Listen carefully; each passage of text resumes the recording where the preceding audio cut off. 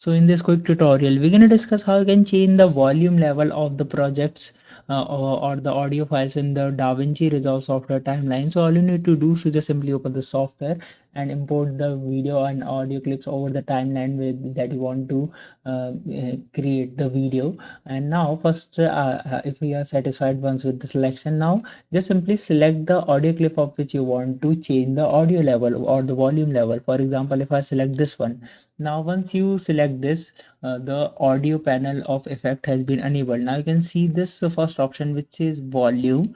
You can easily drag this cursor to make the volume changes as per your convenience, or you can just simply directly, if I expand it, now you can directly change the volume from here only just by moving the mouse over top or bottom.